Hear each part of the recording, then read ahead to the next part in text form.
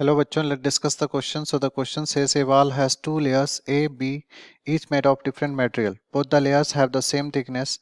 The thermal conductivity for A is twice that of B. Under steady state, the temperature difference across the whole wall is 36 degrees Celsius. Then the temperature difference across the layer A is. तो सबसे पहले अगर हम लोग देखें यहाँ पे हम लोग की कॉन्सेप्ट क्या यूज करने वाले हैं. सबसे पहले अगर हम की कॉन्सेप्ट की बात करें तो की कॉन्सेप्ट की बात करें यहाँ पे तो हम यूज करेंगे रेट ऑफ हीट फ्लो का. रेट ऑफ हीट फ्लो या डायरेक्टली हम लोग हीट फ्लो बोल सकते हैं. Heat flow will be given as Q is equal to KA dt by dx. ठीक है, ये हम लोग रेट ऑफ हीट फ्लो देते हैं. ठीक है, तो हम लोग क्या बोल सकते हैं कि जो हीट फ्लो होगा वो कांस्टेंट होगा.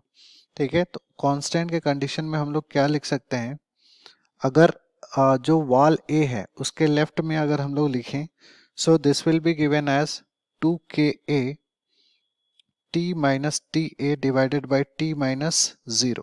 ठीक है, उसी तरह से B के लिए अगर लिखना चाहें तो KA this will B TB minus T divided by 2T minus T.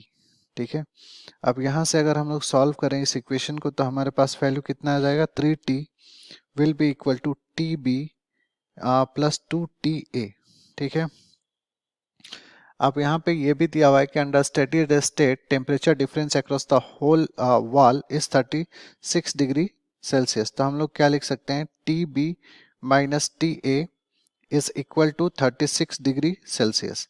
अब यहाँ से TB की वैल्यू को अगर हम लोग उठा करके पुट करें तो इसको इक्वेशन 1 मान रहे हैं और इसको इक्वेशन 2. इक्वेशन 2 में हम TB की वैल्यू पुट करेंगे तो यहाँ पे क्या हो जाएगा, 3T minus 2TA minus TA is equal to 36 degree Celsius. तो यहाँ से कितना हो जाएगा, this will be 3T minus 3TA will be equal to 36 degree.